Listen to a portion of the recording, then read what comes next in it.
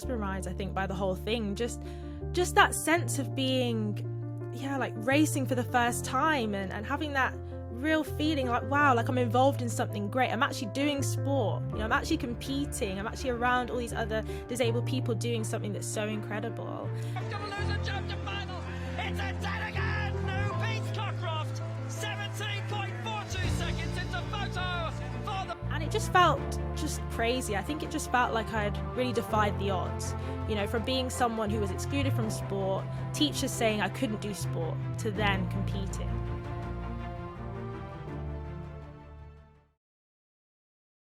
To kick things off, I wanted to start off with you and the turning point within your life, within you actually getting into sports. So I was doing a little bit of background reading and read about, I think you spoke about it somewhere else, by speaking about how watching the 2012 Paralympic Games essentially just was a massive turning point for you. So I want you to take us back there to kick things off. So can you talk about that period, the 2012 Paralympic Games, seeing that and how that felt for you, the emotions you felt, and how that changed your own perspective on sports and how you felt about yourself and your own potential?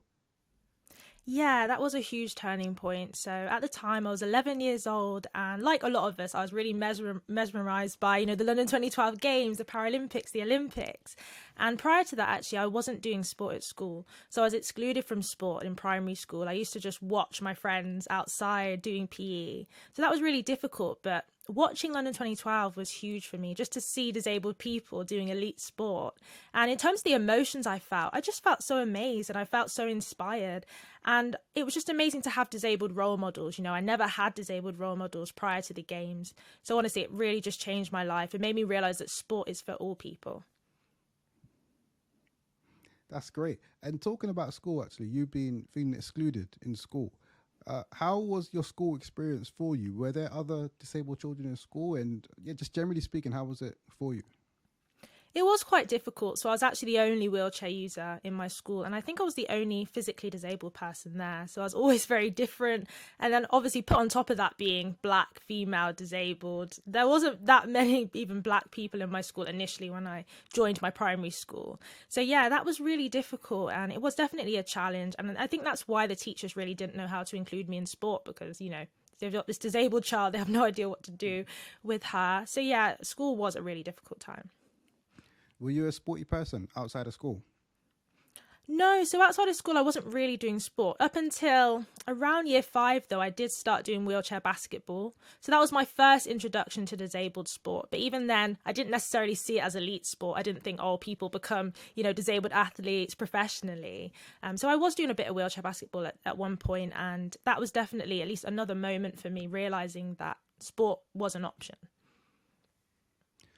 It's quite interesting. We talk about the wheelchair basketball because, being able-bodied and going to school, I don't really remember ever seeing or coming across anything like that. And there were some disabled students at school. There were some wheelchair students in wheelchairs as well. But I don't remember ever coming across seeing any kind of those kind of avenues, like for people, disabled students, to get involved into other more physical activities and sports and things like that. How did you come across the wheelchair basketball in the first place? Did someone approach you? Did you have to search far and wide to find that? Yeah, so again, it wasn't something that I was aware of at all. So it was through my physio. So I had physio outside of school. And then it was actually through the NHS and through the physio that I realised that there was a group to do wheelchair basketball. So at that time, it was more a community thing, though. And it was great, though, just to be around other disabled people of different ages and just to get involved in such a community activity. Did you have any role models growing up? Growing up, I'm not sure. I think really my role models were probably more in my family, to be honest. I've always had such a supportive family. So my parents are huge role models for me. As I said before, in terms of disability, I didn't really have disabled role models, but I'm thankful that I've had a really, really supportive family who have never made me feel any different, to anybody else. That's amazing. Can you talk about your family, the family dynamic in your parents, and just how important they've been in you being the person you are today? My parents, they're so important, honestly. They've just been so supportive. And also the sacrifices they've made, even from me being very young, taking me here and there for physio, for example, or just, obviously I've had to go through a lot of, hospital appointments as well when I was young, just trying to ensure that I can be as independent as possible, in my life.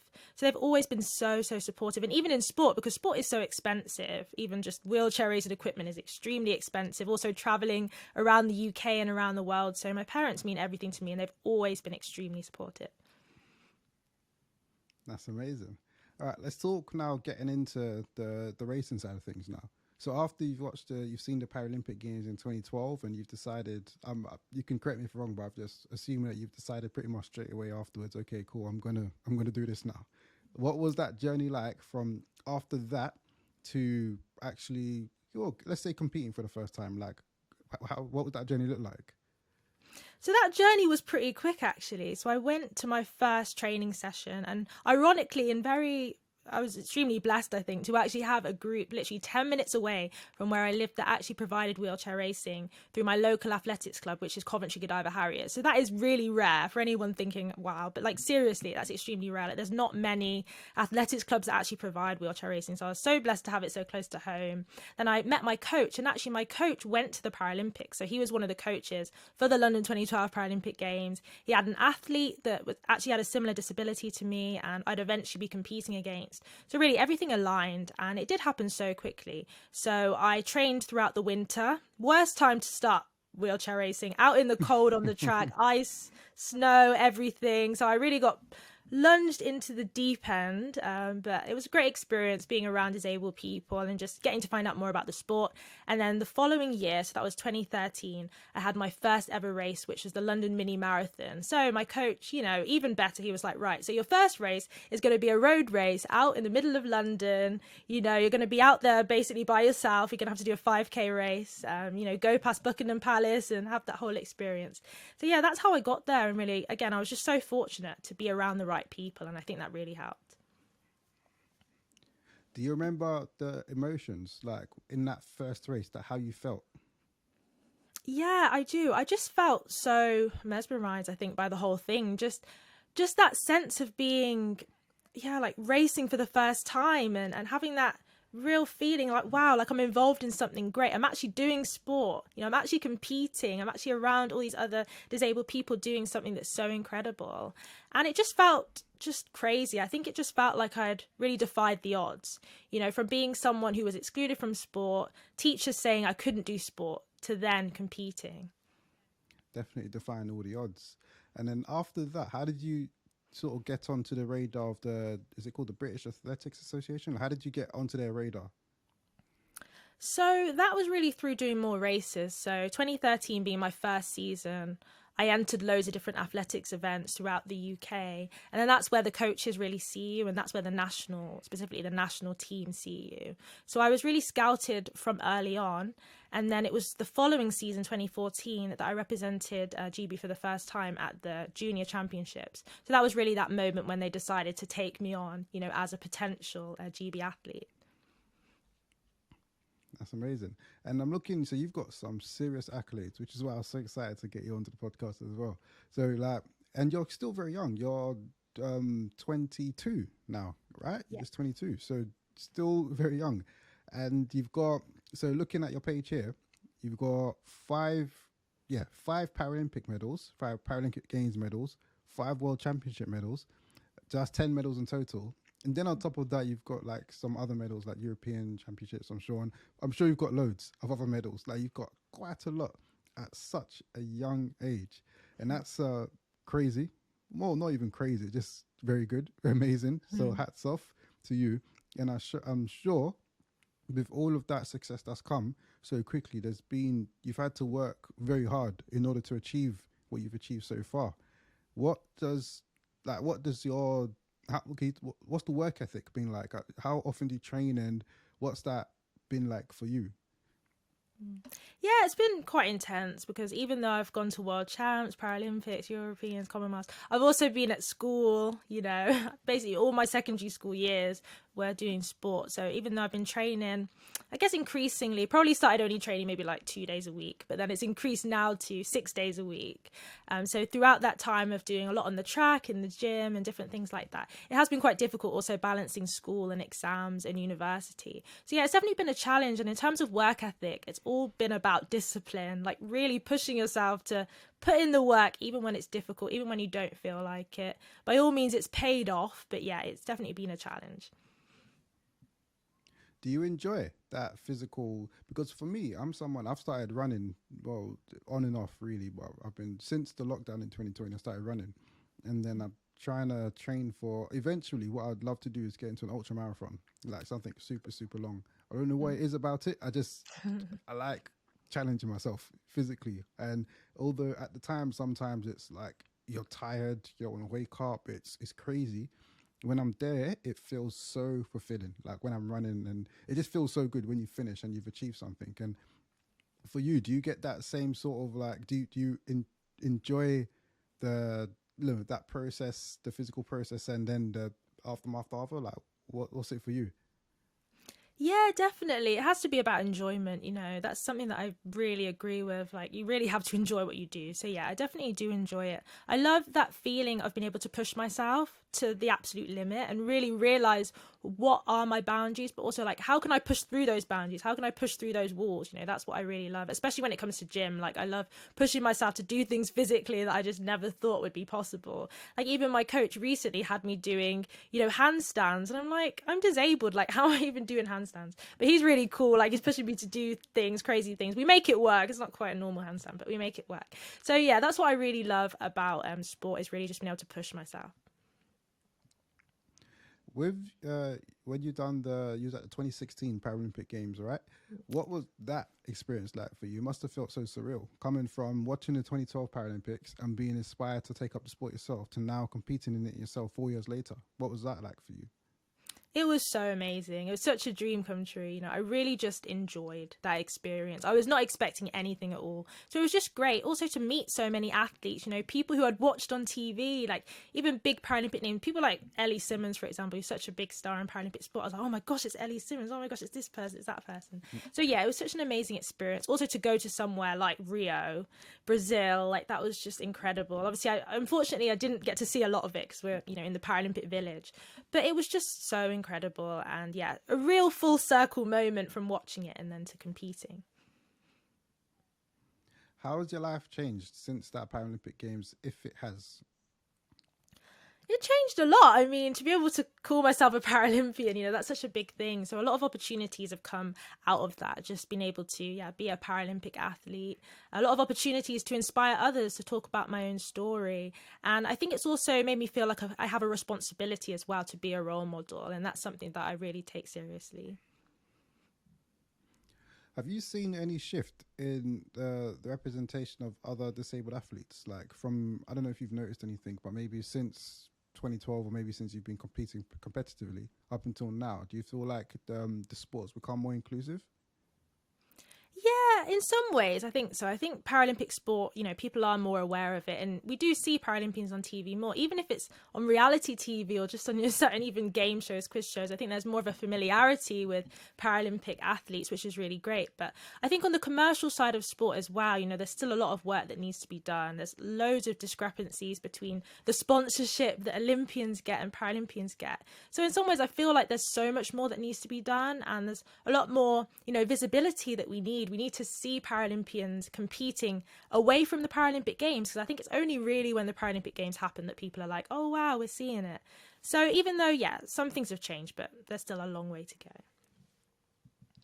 Definitely, for sure. And just a second ago, you spoke about how after the Rio Olympics, how things changed, or Rio Paralympics, sorry, I should say, things changed for you in a sense. Now you've more doors have opened, more opportunities to speak to people, to inspire other people who probably may be feeling how you felt back when you was in school, feeling excluded, feeling like maybe they don't belong, that they want to get involved, but they don't may not see the avenues to get involved. How has that side of things been for you? Speaking with other people, I'm assuming it's going to be younger people, but correct me if I'm wrong, but speaking with other people about your experience and inspiring them to go and make a change and do what they want, basically. How's that been for you? It's been really good. I really enjoy like speaking and having the opportunity to share my story. It's been so good as well to speak to, other people with disabilities and encourage them to do sport. And sadly, a lot of people still have the same experience as me, where they're in schools and they're not necessarily getting involved in sport. And it's a fight that we still have, on our hands. And it's something that me and my coach are really passionate about. But it has been really great also to see progress. And it's lovely that I go to events, for example, and I'm seeing more disabled people out there. And as I'm speaking to people, I'm realizing that people are, becoming more exposed to disability sport, and even people who aren't disabled, are actually really engaging with inclusive sport. So yeah, it's been good. Yeah. And then throughout your career, what kind of challenges have you faced? Well, I can say as a professional athlete, but also maybe on a personal level. And how have you been able to work through those and overcome them, if you have? Yeah, so in terms of challenges, definitely the academic side, balancing sport and school, university has been a huge challenge. Just being able to make sure that I can, be excellent on both sides, because obviously academics is something that's always been really a passion of mine as well. And to be able to go to university and graduate, that was always a passion. So it was hard, a lot of the time balancing that. And especially because through that, I experienced a lot of dips, in form, because if I've got A levels, I'm not going to be training as much. I'm going to experience a dip. And then it's also having that patience to bounce back from those dips and from those pauses that I've had to take, due to exams. And I think a specific example that I could give you is actually when I was doing my GCSEs in 2017. Obviously, GCSEs is crazy. You just have so many exams. So that was really difficult. I was still training, but not as much. But I really wasn't looking after myself. I wasn't eating well at all. I wasn't getting enough rest. I had this thing in my head that, if I'm training less, that means I can eat less. So essentially, I lost loads and loads of weight. I was not myself at all. And it had detrimental effects, on my body, even like hormonally and stuff, which kind of links to something called RED-S, which is like relative energy deficiency disorder, basically. And it happens to a lot of not just female athletes, but male athletes. Basically, when you don't put enough energy in, your body doesn't like that. So that was definitely a real struggle for me. But bouncing back from that, for me, was that realization that, I have to do things that work for me. I need to focus on being the best athlete for myself. And that means doing things my way. It means eating the way that I need to eat, training the way I need to train, not comparing myself to others, for example. And I think for me, that was a struggle, but something that I was able to, overcome. So how do you look after yourself now then, with all of this in mind and with everything you've been through? What do you have like a routine, a self-care routine of some sort? Yeah, so I think for me, it's really about being my individual self, because I think sometimes, when we go away, for example, to camps, it's easy to compare yourself to what are other athletes eating, how are other athletes training. So for me, my self-care has really been focusing on, myself and, knowing what works for me, doing the routines that work for me.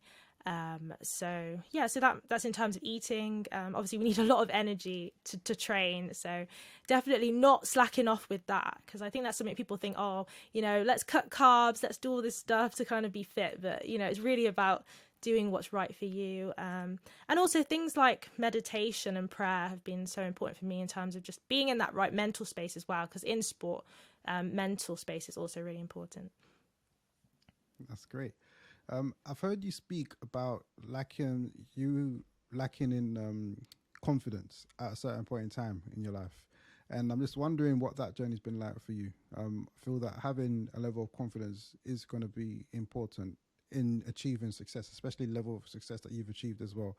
And I'm just wondering what that journey has been like for you. Like, have you worked on that? Is that something that you worked on building over a period of time? Yeah, so initially, obviously, before I started sport, I didn't have a lot of confidence in my body and that kind of thing. So it's something that I've really grown in. But I think sport has really helped actually to develop my confidence, because through sport, I've gotten stronger and I've looked at myself and thought, wow, I'm strong. I'm able. I'm a good athlete, and I think that kind of thing has really helped me to have confidence in my body, because I think growing up with a disability, disability isn't necessarily something that's celebrated or embraced. So in terms of my confidence, it was about getting to a point where, I really accepted myself and was really proud, of who I am. How did you get to that point? It's difficult, it's hard, but I think being proud of what I've achieved has helped, the history and all that I've been through and all that I've overcome. That really helps me to gain confidence. But I also think as well, it's important to know who you are, your identity beyond sport as well. And I think that's something that's really important. So, my faith is really important to me. And I think my faith has helped me to know who I am, my identity beyond sport. And I think that's also helps me to have confidence. I think that's so important as well, actually, the identity beyond the sport aspect, or just very generally speaking for anyone else. It's like identity beyond what you are. Something I used to ask people actually was, how would you, if someone was to ask you who you are, how would you answer that without saying what you do? Because we're a lot more than what we do, you know? And I'd even like to throw that question to you. I mean, without saying what you do, who are you? Like, yeah, who would you say you are? Yeah, that's a really good point. It's true. Identity is so important. So for me, my identity is really built on my faith. So I'd say like I'm a child of God first, and that's something obviously I've been working on a lot, is about getting past, what I do. Like, it shouldn't necessarily be I'm an athlete, I'm a student first. It's that deeper sense of who you are. For sure, definitely. In your career so far, what would you say has been a key highlight of yours? Something that you can look back and you were like, wow, I'm so proud of that particular moment. I think a huge highlight was probably 2018, after having a really difficult year in 2017. Then breaking a world record in 2018 over the 100 meters, doing it in front of a massive crowd at the anniversary games, having my friends and family there, like literally everyone was there. It was just crazy. So yeah, that was a huge highlight. Were you expecting to break that world record? No, not at all. I mean, I had a great season and I knew I was in really good shape. So in my head, the night before, I was like, I could actually win this race. Maybe I could actually win. So that thought did come in my head. But the world record, not at all. Not at all. That is crazy. I read about that. That sounded crazy. And you were only 18 years old as well at the time, which is ridiculous. So hats off to you and the coaching team as well that helped you through that. You also won in 2018 the Young Personality of the Year as well. What was that like for you, and how has things changed for you on a personal sense as well? Did that open up more doors for you to maybe speak to more people about what you do, maybe inspire some more people? Yeah, definitely. It was an amazing experience winning Young Sports Personality. Let me say that again. Yeah, it was an amazing experience winning Young Sports Personality of the Year. Honestly, it was so incredible. Thinking about the people who have won, people like Andy Murray and Eddie Simmons and Wayne Rooney and just other big names. So that was really incredible. And I think in terms of the opportunities that happened through that, there was opportunities even to work with Premier League actually. So after I won the award, I actually got to go to schools with the Premier League. We went to a school and I got to share my story and that kind of thing. So there were definitely a lot more opportunities for me even to just inspire others, which is really great. And also to have my name, linked to that big award obviously did really open up more doors. Yeah.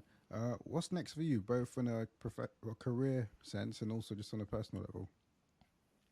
So in a career sense, we've got our World Championships again happening in Paris this year. So I'm really excited about that. So that will be my 4th World Champs. So that would be super exciting. And then we've also got the Paralympic Games again next year. So that's come along really quickly. I'm really excited about that. And then beyond that, I don't know. I mean, I think I really think about things year by year. So for me, it's just about enjoying the sport and seeing where that takes me.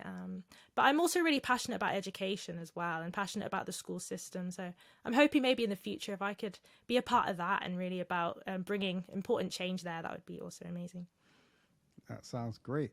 And as we prepare to wrap up, what advice would you give to someone else who's either wanting to drive change in their own life or in their community and beyond? I'd say do it, really. Don't be afraid. And, if there's something that you're passionate about, really go for it and pursue it, even if there might not be someone who's doing it right now. But don't let that, prevent you from doing it. So I'd just say, if there's something that you want to change, go for it and know that there'll be people around you also to support you. That's amazing. Great. Thank you very much. Interview wrapped up. Thank you for coming on. Really, really appreciate you coming and sharing a bit more about your journey. It's been amazing. So thank you once again for coming to the podcast, Kare.